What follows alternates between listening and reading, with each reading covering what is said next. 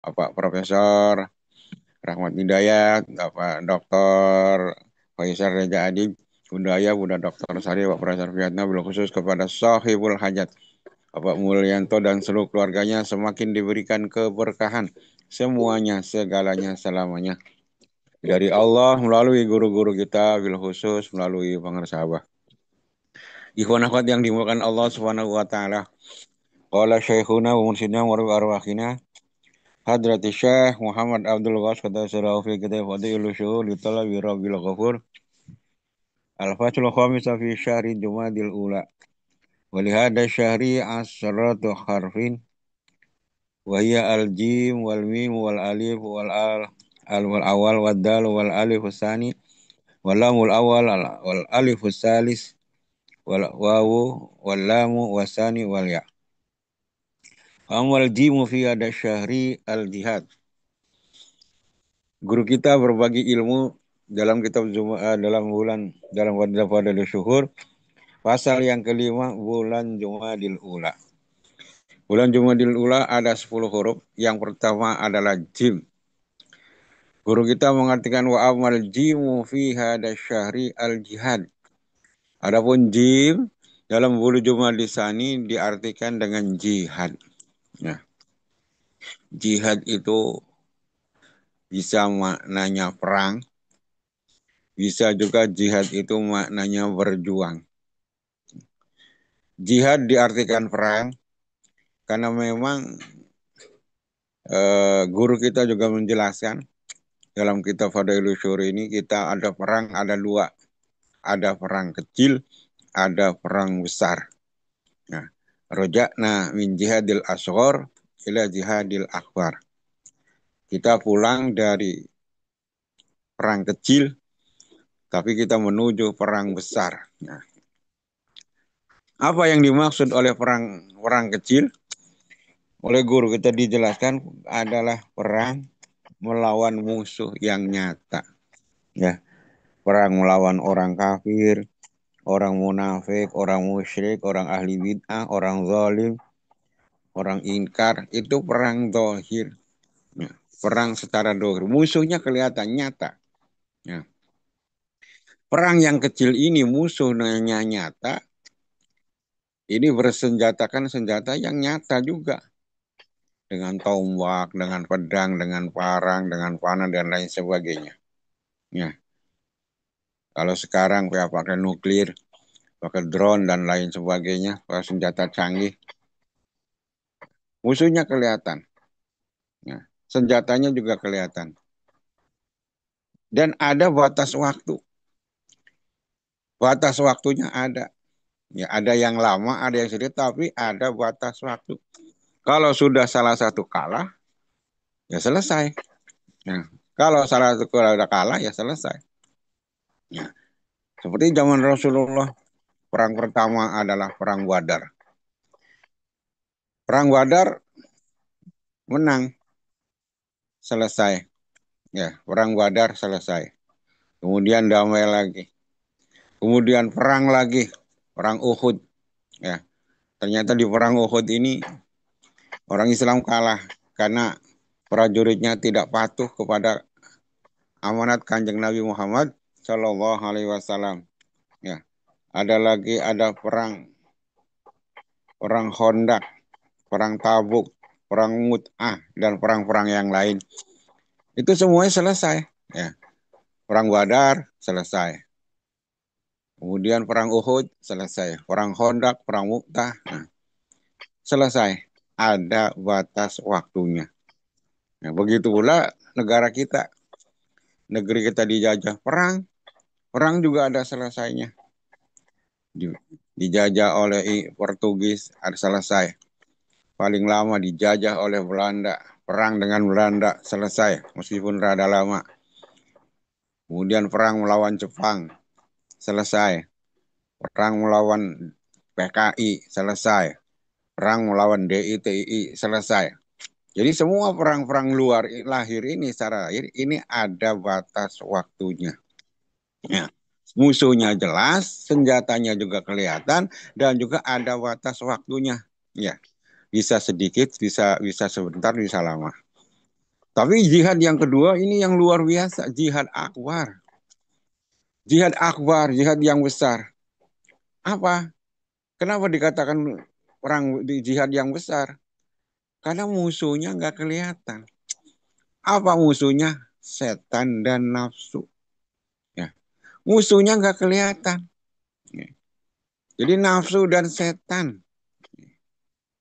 Maka karena musuhnya nggak kelihatan, maka senjata yang harus digunakan juga nggak kelihatan. Apa? Zikir. Zikir daim.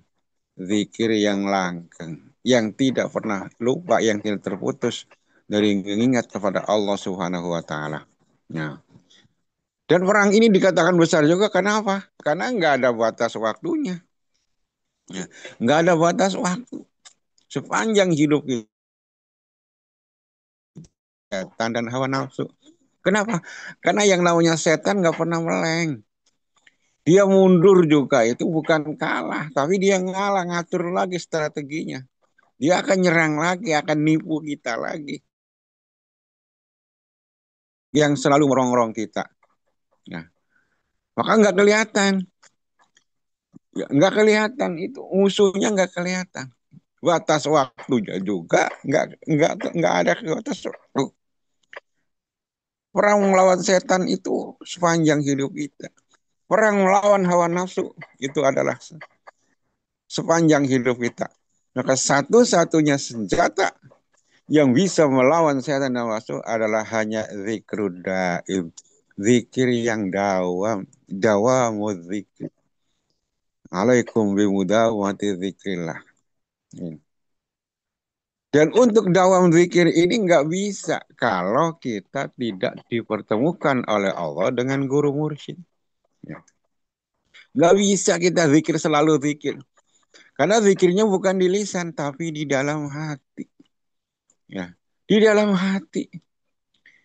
Mustahil bisa zikir dalam hati kalau belum ditalkin. Kalau belum dipertemukan dengan guru mursyid. Mustahil. Jadi yang ditakuti oleh setan, yang ditakuti oleh nafsu ini adalah dawamu zikri. Ya, setan itu nggak takut dengan lafaz-lafaz zikir yang di mulut itu nggak takut. Ya, karena setan juga bisa. Saya ada punya teman sama-sama satu angkatan dari Lirboyo. Santri Lirboyo itu sebelum pulang itu dibekelin hijib-hijib. Ada hijib Bakhr, ada hijib Nawawi, ada hijib Nasor. Banyak sekali hijib-hijib. Untuk ini, untuk ini, untuk itu, di banyak. Ya, banyak di belakang hijib-hijib. Artinya, ya segala mungkin tantangan di masyarakat itu dibekali oleh kiainya. Nah setelah sama-sama di Jakarta, suatu saat teman saya ini nelpon, Kang, bisa ke rumah nggak? Ada apa? Ini ada orang kesurupan. Ya. Ada orang kesurupan, ini nggak sembuh-sembuh katanya. Saya ketawa aja. Loh, Kang kita kan satu guru, satu ilmu. Ya.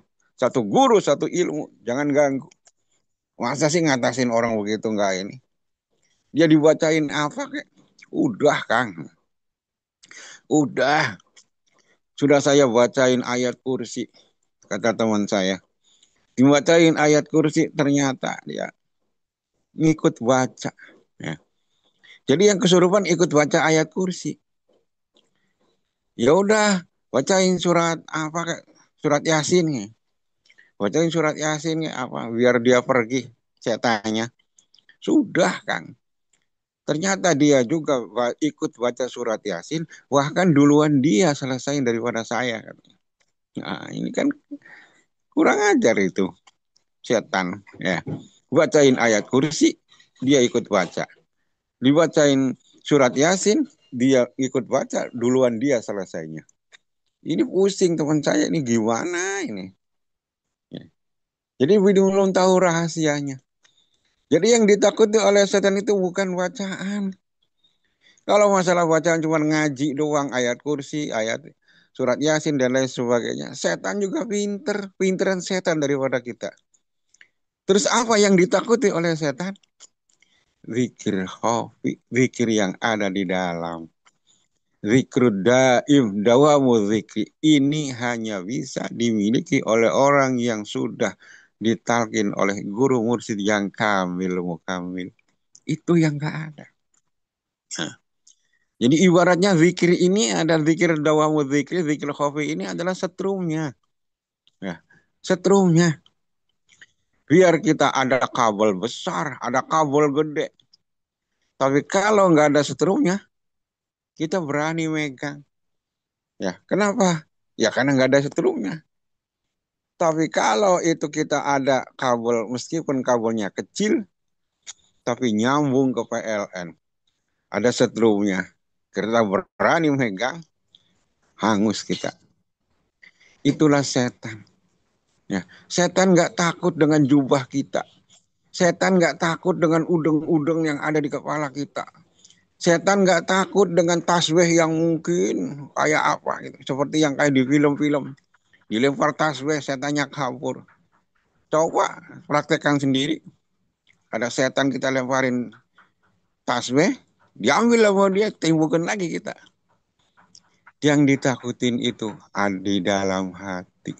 Setrumnya, zikirnya, dawamul qalbi inilah, dawamul zikrillah ini yang ditakuti oleh setan. Ya. Yang ditakuti. Kalau tidak ada, meskipun bacaan fasih, mohon maaf, dibacain 30 juz sekalipun, setan gak bakal takut. Ya. Makanya kan ada kisah yang sangat terkenal. Ya, orang-orang ahli syariat di luar juga banyak menceritakan ada setan yang mau masuk masjid, mau goda orang yang sholat, ternyata takut sama orang yang lagi tidur. Ya, takut sama yang lagi tidur. Ini ketahuan oleh Rasulullah. Nah, dia masuk, keluar lagi, keluar, masuk, keluar lagi. Ya. Ternyata kata Rasulullah, setan lagi ngapain? Itu mau goda orang sholat. Kenapa nggak masuk? Saya takut sama yang lagi tidur. Ya. Kaget Rasulullah loh. Ini urusan nggak kebalik. Kenapa yang sama orang sholat nggak takut, tapi sama orang yang tidur malah malah takut? Apa jawaban daripada setan tadi Muhammad? Asal kamu tahu. Itu yang sholat cuman olahraganya doang. Cuman badannya doang jengkang-jengking dengan rukuk sujud, tapi hatinya kosong. Hatinya lupa kepada Allah Subhanahu wa taala. Saya nggak takut sama orang gitu, biar baca apaan juga saya nggak takut. Justru saya takutnya itu kepada yang di sampingnya itu yang lagi tidur. Kenapa? Yang lagi tidur itu ikhwan. Udah ditalkin lah kalau sekarang. Nah, karena ditalkin hatinya selalu ingat kepada Allah. Jangankan lagi tidur. Jangankan melek tidurnya aja dia hadir hati ingat kepada Allah. Karena sudah ditanam oleh guru mursyidnya. Nah, ternyata yang ditakutin itu begitu oleh setan. Setan sendiri ngaku. Sama orang sholat, sama orang zikir, sama orang baca Al-Quran. Setan nggak takut. Yang ditakuti oleh setan adalah orang yang muda wa zikri. Orang yang hatinya selalu ingat kepada Allah Subhanahu wa taala. Dan alhamdulillah kita semua dipertemukan oleh Allah, anugerah besar dari Allah kepada kita semua. Kita sudah ditanamkan zikir dan kita dipertemukan dengan guru muslim. Alhamdulillahilladzi fadlana ala katsirin min ibadihil mu'minin. Nah, jadi perang ini sampai kapan? Nggak ada sampai kapan sepanjang hidup kita. Selalu kita perang melawan setan, kita selalu perang melawan nafsu. Nah, ikhwan akhwat yang dimuliakan Allah Subhanahu wa taala. Ada juga jihad ini diartikan dengan berperang, ya, berjuang. Ya, memang hidup ini adalah perjuangan. Ya, banyak sekali orang menjelaskan tentang bahwa hidup ini adalah perjuangan. Nah, Roma Irama ada lagunya berjuang, berjuang, berjuang sekuat tenaga. Tapi kita jangan lupa berjuang harus disertai dengan doa. Rintangan, rintangan pasti ada. Jadi berjuang, hidup ini berjuang. Kenapa hidup itu berjuang? Karena tidak ada satupun manusia yang lepas dari masalah. Tidak ada orang no problem itu nggak ada. Semua kita manusia. Coba cari satu saja orang yang tidak punya masalah di dunia ini. Nggak ada. Dari cerita kecil ada masalah, udah remaja ada masalah, udah dewasa ada masalah. Nah, belum nikah ada masalah. Ya, sudah nikah ada masalah. Semuanya kita sepanjang hidup penuh dengan masalah. Nah, tugas kita berjuang untuk menghadapi masalah itu. Nah, di dunia ini semua serba masalah. Ya, maka kita harus berjuang. Terkadang dalam satu rumah tangga, ya, anaknya banyak. Tiap tahun beranak mulu. Maknya nggak boleh disenggol sedikit. Melendung lagi. Anak banyak, tapi rumah nggak punya. Anak banyak, rumah nggak punya. Banyak Pak di Jakarta. Di Jakarta ini banyak. Anak di mana-mana, tapi rumah nggak punya. Itu adalah tugas, ya, jihadnya orang tua. Tapi yang kebalikan juga ada, banyak. Ya, harta di mana-mana. Rumahnya banyak, rumahnya di mana-mana. Daerah ini punya rumah, daerah ono rumahnya punya rumah. Tapi anak nggak punya. Itu, ya, rumah di mana-mana, tapi anak nggak punya. Karena dua-duanya sibuk. Suami sibuk, istrinya sibuk, ya. Beda dengan yang awal tadi.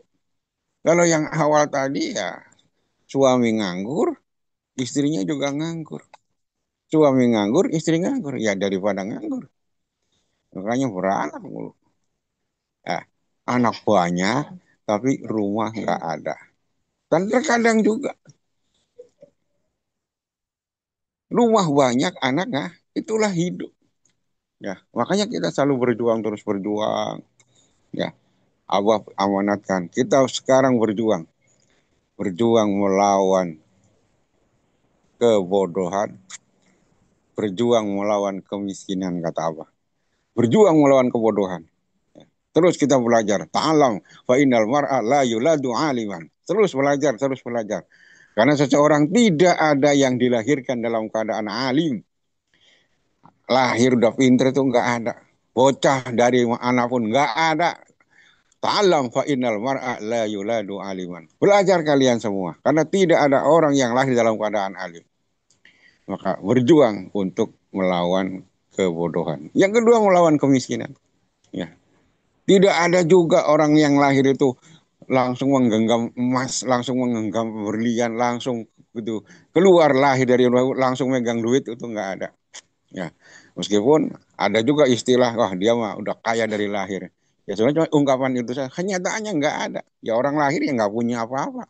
Pakai baju aja enggak. Berjuang. Jadi jihad bisa perang, bisa berjuang. Alhamdulillah kita dipetungi dengan guru mursyid selalu memberikan arahan kepada kita.